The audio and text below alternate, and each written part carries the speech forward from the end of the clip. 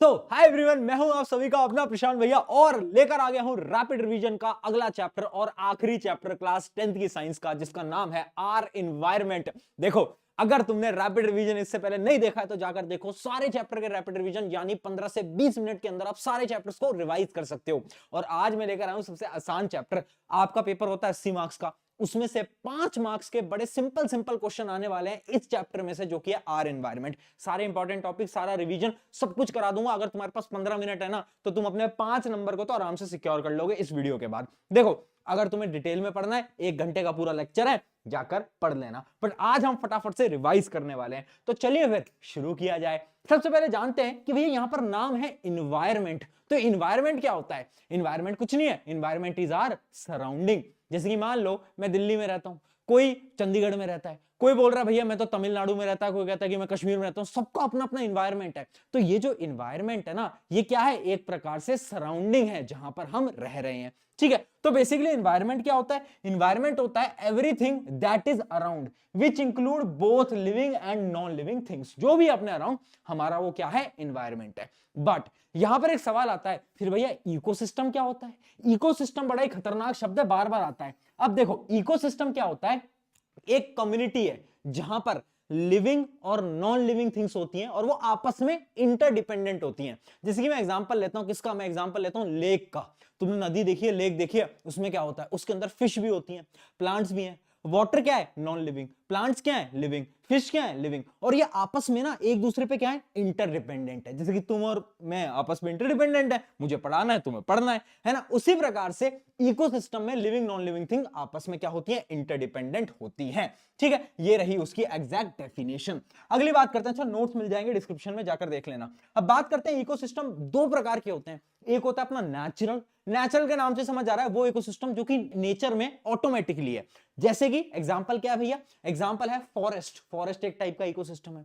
Lake, ocean, ये सब क्या है? ये एक टाइप के इकोसिस्टम है। अभी जो नेचुरल इकोसिस्टम होता है ना, ये भी 2 टाइप का होता है। एक होता है इक्वेटिक। इक्वेटिक यानी पानी वाली जितनी जगह होती है, जैसे कि आपकी मेरीन, फ्रेश वाटर। उसके अलावा एक होता है आपका टेरिटोरियल। टेरिटोरियल क्या होता है? जो आपकी लैंड वाली जगह होती है, जैसे कि आपका फॉरेस्ट आता है, डेजर्ट आता है, ग्रासलैंड आता है, अलग अलग होता है। आपको बस इतना याद रखना है कि क्या याद रखना, आपका इकोसिस्टम 2 टाइप का है, नेचुरल और आर्टिफिशियल। आर्टिफिशियल में क्या होता है? आर्टिफिशियल का मतलब है मैन मेड इकोसिस्टम, यानी हम जो है ना, हम हमारी मदद से इकोसिस्टम को चला रहे हैं। एग्जांपल क्या है? सबसे अच्छा एग्जांपल है आपके घर का गार्डन। अगर तुम गार्डन में पानी नहीं दोगे, चीजें नहीं ग्रो करेंगी। एक और एग्जांपल है इक्वेरियम। और यहां पर एक पेपर में क्वेश्चन तुम्हारे आने वाला है इक्वेरियम में, वो मैं आपको आगे बता दूंगा। ठीक है, तो देखना, ये कुछ एग्जांपल हो गए किसके? आर्टिफिशियल इकोसिस्टम के। अब आगे बढ़ते हैं, अब देखते हैं कि कंपोनेंट्स क्या होते हैं इकोसिस्टम के। 2 कंपोनेंट होते हैं, एक होता है बायोटिक, एक होता है अबायोटिक। बायोटिक का मतलब क्या होता है? लिविंग। बायोटिक का मतलब क्या होता है? लिविंग। और अबायोटिक का मतलब होता है नॉन लिविंग। बायोटिक कंपोनेंट कौन कौन से होते हैं? जैसे कि प्लांट्स हैं, है ना? मैं नदी का एग्जांपल लूं तो फिशेज हैं, प्लांट है, वो सब क्या है? बायोटिक। और अबायोटिक क्या है? अबायोटिक है आपकी हवा है ना, विंड है, उसके अलावा वाटर है। ये सब क्या है? ये सब है आपका अबायोटिक। ठीक है, तो अबायोटिक के अंदर क्या आते हैं? एयर, वाटर, मिनरल, सॉइल, उसके अलावा protein, fats, hydrogen, oxygen, sunlight. Sunlight जो होता है ना, वो फंडामेंटल एनर्जी ड्राइविंग होता है ना? इकोसिस्टम के लिए जो सबसे इंपॉर्टेंट है ना, वो क्या है? वो सनलाइट है, क्योंकि सनलाइट की मदद से तो प्लांट खाना बनाते हैं। तो सनलाइट भी क्या है? एक प्रकार का अबायोटिक कंपोनेंट है। बट बायोटिक में क्या आता है? ये बहुत इंपॉर्टेंट है, यहां से सवाल आता है। देखो, बायोटिक कंपोनेंट में 3 कंपोनेंट होते हैं। सबसे पहला कंपोनेंट क्या है? सबसे पहला कंपोनेंट है प्रोड्यूसर्स। प्रोड्यूसर कौन होते हैं? जो कि खाने को बनाते हैं, खुद का खाना जो खुद बनाते हैं। जैसे कि प्लांट्स, प्लांट्स खुद का खाना खुद बनाते हैं ना, याद है ना? जो कैसे कार्बन डाइऑक्साइड लेते हैं, है ना? हाँ, याद आ गया। ठीक है, तो वो क्या बनाते हैं? उनको अपन क्या बोलते हैं? प्रोड्यूसर्स। प्लांट क्या है? प्लांट एक टाइप के हैं अपने प्रोड्यूसर्स। अगले आ जाते हैं कंज्यूमर। कंज्यूमर वो है जो कि खाने वाले हैं।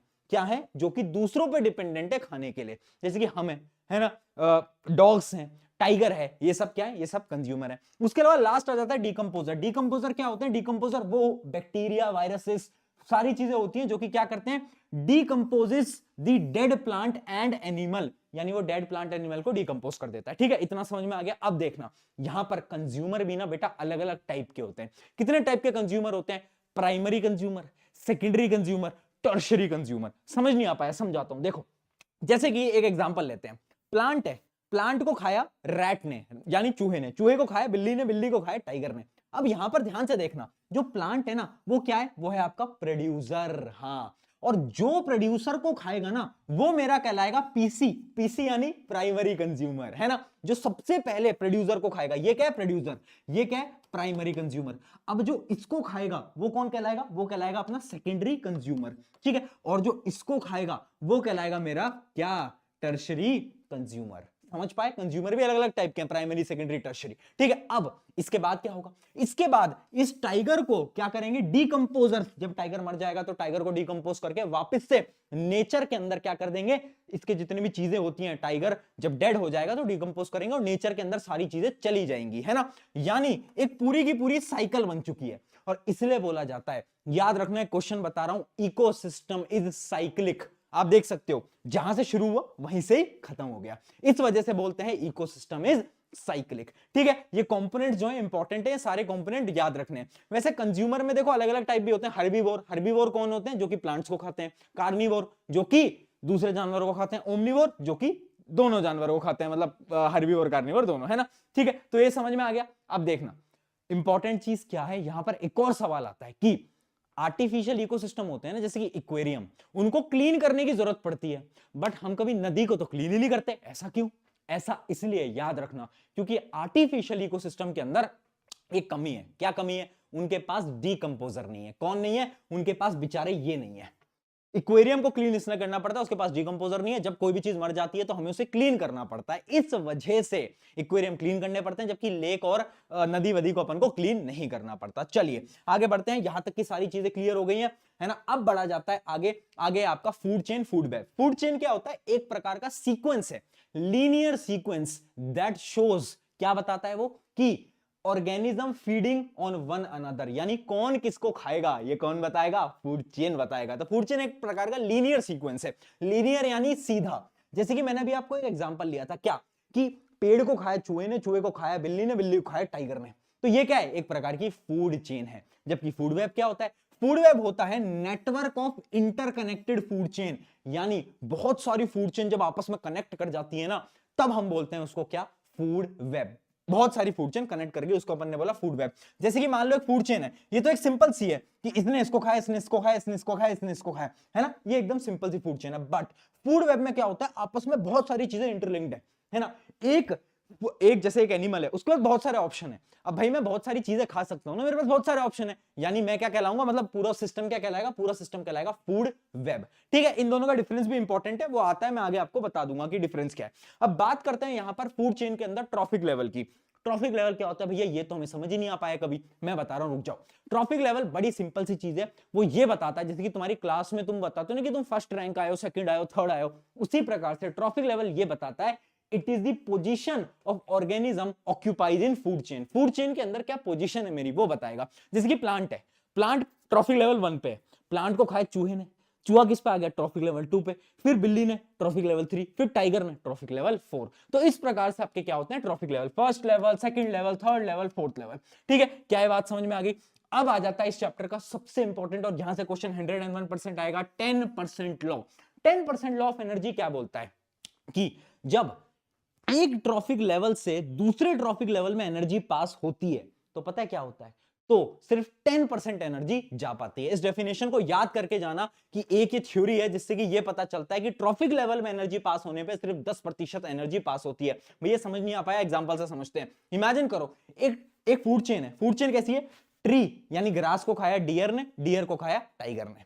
अब अगर मेरे ट्री के पास है 1000 जूल ऑफ एनर्जी, तो मुझे बताओ टाइगर के पास कितनी एनर्जी होगी। ऑब्वियस ही बात है, इसका 10% निकाल लो। और एक ट्रिक बता रहा हूं, जब भी 10% निकालना हो ना तो सिर्फ डिवाइड बाय 10 करते चलना। जैसे 1000 को डिवाइड बाय 10 कर दो, कितना आ गया आपका, ये आ गया 100। 100 को डिवाइड बाय 10 कर दो, कितना आ गया 10। यानी टाइगर के पास जो एनर्जी बचेगी ना, वो पता है कितनी बचेगी, सिर्फ 10 जूल। क्यों, क्योंकि 10% एनर्जी इधर आई, फिर उसकी 10% एनर्जी आगे आई। इसका एक और क्वेश्चन देखते हैं। क्वेश्चन में क्या देगा, बोलेगा एक फूड चेन है, अब रैट की आपको यहां पर एनर्जी गिवन है, देखो रैट की एनर्जी गिवन है, और बोलेगा कि ह्यूमन की एनर्जी बताओ। तो क्या करोगे, 10 से डिवाइड करते हो चलोगे, 10 से डिवाइड करो ये हो जाएगा 1000, 10 से डिवाइड करो ये हो जाएगा 100, 10 से डिवाइड करो ये हो जाएगा 10, है ना। तो बस ये ह्यूमन पहुंच गए। तो कितना आ गया, ह्यूमन की एनर्जी आ गई 10 जूल। तो ये है आपका ऐसा प्रोसेस, ठीक है। तो ऐसे क्वेश्चन आने वाले हैं 10% लॉ के ऊपर 101% आएगा। एक और क्वेश्चन बता रहा हूं, food chain is always linear, यानी इकोसिस्टम तो साइक्लिक था बट फूड चेन हमेशा लीनियर होता है। फूड चेन कैसा, एकदम सीधा है ना, ऐसा नहीं है कि जहां से शुरू हुआ वहीं से खत्म होगा, ऐसा पॉसिबल नहीं होता फूड चेन के अंदर, इकोसिस्टम में ऐसा पॉसिबल होता है। याद रखना है, क्वेश्चन बार बार आते हैं। अब आगे बात करते हैं एक नए कॉन्सेप्ट के ऊपर। एक नया कॉन्सेप्ट क्या है, बायोमैग्निफिकेशन। बट उससे बढ़ने से पहले एक इंपॉर्टेंट चीज समझ लो कि जो ग्रीन प्लांट होते हैं ना, वो 1% सोलर एनर्जी को एक्वायर करते हैं, यानी जो सूरज से जो जितनी भी एनर्जी आ रही है ना, उसको सिर्फ 1% प्लांट आपके एक्वायर कर पाते हैं। फिर तो 10%, 10%, 10%, 10% आगे बढ़ता जाता है। बायोमैग्निफिकेशन की बात करते हैं। बायोमैग्निफिकेशन क्या बोलता है, progressive accumulation of harmful chemicals in trophic levels. यानी एक एग्जांपल लेते हैं, पानी में ना टॉक्सिक सब्सटेंस थे। कौन से टॉक्सिक सब्सटेंस थे, पानी के अंदर थी मरकरी। अब पानी, प्लांट ने उस पानी से क्या बनाया, अपना फूड बनाया। अब प्लांट को खाया, यानी अगले ट्रॉफिक लेवल पे एनर्जी पास हो रही है, ठीक है। तो ये रूल ये बोलता है, बायोमैग्निफिकेशन ये बोलता है कि जब भी एनर्जी पास होती है एक ट्रॉफिक से दूसरे ट्रॉफिक पे, तो जितने भी टॉक्सिक सब्सटेंस है ना, उनकी कंसंट्रेशन बढ़ने लगती है। यानी मछलियों ने खाया, अब मछलियों ने क्या करा, मछलियों के पास और मरकरी आ गया, उसको बड़ी मछली ने खाया, उसके पास और मरकरी आ गया। फिर एक ह्यूमन ने उस मछली को खाया, तो ह्यूमन के अंदर बहुत ज्यादा क्या आ गया, बहुत ज्यादा टॉक्सिक सब्सटेंस आ गया। और यही बोलता है बायोमैग्निफिकेशन, और ये भी एक इंपॉर्टेंट टॉपिक है। अच्छा, एक क्वेश्चन और बार बार पूछा जाता है, याद रखना कि क्या होता है ना कि जो फूड चेन होती है ना, वो मेनली 3 या 4 लेवल की होती है। ऐसा क्यों, इसका आंसर ये है, इसका मेन आंसर बेटा यही होता है, याद रखना, क्योंकि 10% लॉ ये बोलता है कि एनर्जी सिर्फ 10%, 10%, 10% ट्रांसफर होती जाती है। तो जो लास्ट ट्रॉफिक लेवल है ना, उसके पास एनर्जी बहुत कम बचती है, इसलिए एक फूड चेन के अंदर केवल 3 या 4 लेवल ही होते हैं। चलिए आगे बढ़ा जाए। अब ये डिफरेंस है फूड चेन और फूड वेब का, जो मैं आपको बता चुका हूं। फूड चेन क्या है, एक प्रकार का लीनियर सीक्वेंस है, जबकि फूड वेब क्या है, एक प्रकार का कॉम्प्लेक्स नेटवर्क है। अगली चीज क्या है, ये सिंपल होती है, स्ट्रेट फॉरवर्ड होती है, ये कॉम्प्लेक्स होती है और ब्रांच होती है। उसके अलावा each organism is linked to one another, सीधी चेन है, एक दूसरे से रिश्ता है।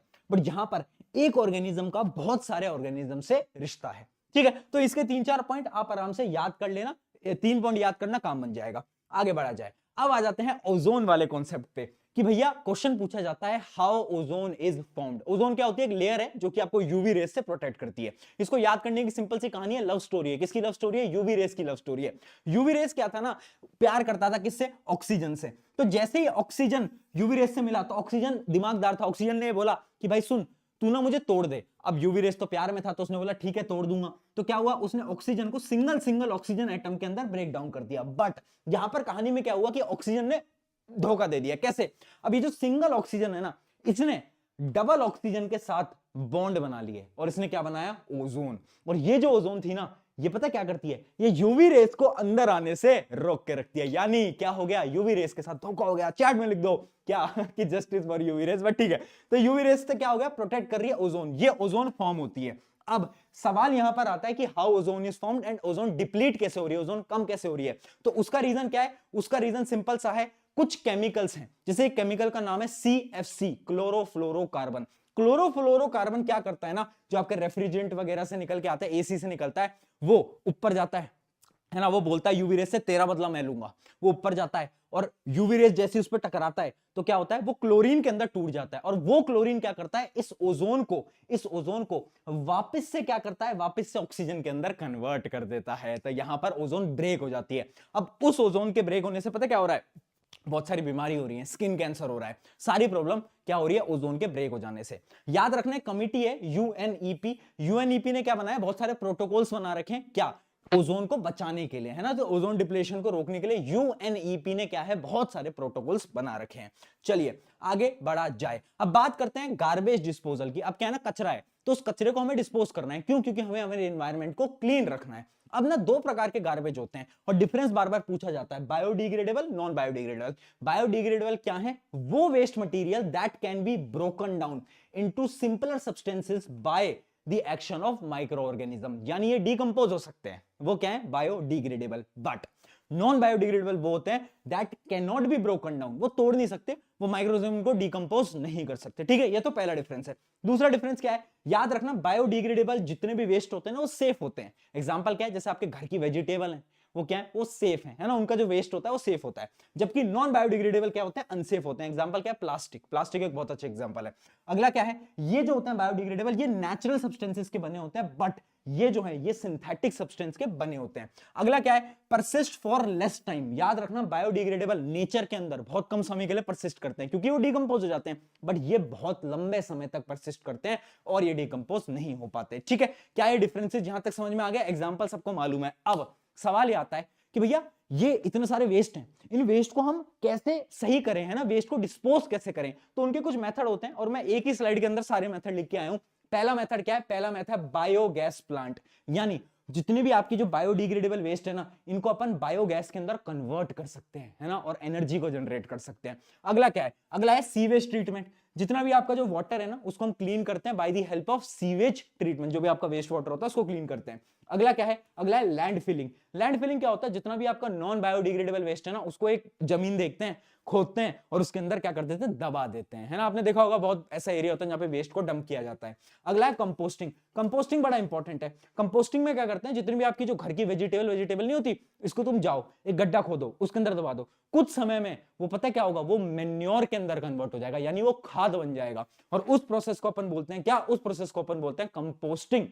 कंपोस्टिंग से क्या बनता है बेटा? मेन्योर बनता है। अगला कुछ नहीं है, अगला है रिसाइकलिंग और रीयूज। ये दोनों तो आपको पता है, बचपन से पढ़ते आ रहे हैं, चीजों को रीयूज करो और रिसाइकल करो प्लास्टिक को। अगला आ जाता है इंक्रिनेशन। इंक्रिनेशन क्या होता है? जो आपके प्लास्टिक वगैरह या मेडिसिनल वेस्ट होते हैं उनको हाई टेम्परेचर पे जला दिया जाता है, उस प्रोसेस को बोलते हैं इंक्रिनेशन। ठीक है, तो ये हो गए कुछ वेस्ट डिस्पोजल के तरीके, तो इनको आप याद रखना। यहां पर थोड़ा सा लॉजिकल सवाल ज्यादा पूछा जाता है। अब सिर्फ 2 सवाल दूंगा, कमेंट में सही सही आंसर बताओगे। पहला सवाल आपकी स्क्रीन पर, what is the main cause of ozone layer depletion? जल्दी बताओ कमेंट में। और दूसरा क्वेश्चन क्या है, what percentage of energy is transferred from one trophic level to another? बड़ा सिंपल है, जल्दी कमेंट में बताना। On this note, thank you everyone, आज का सेशन एंड करते हैं, बाय।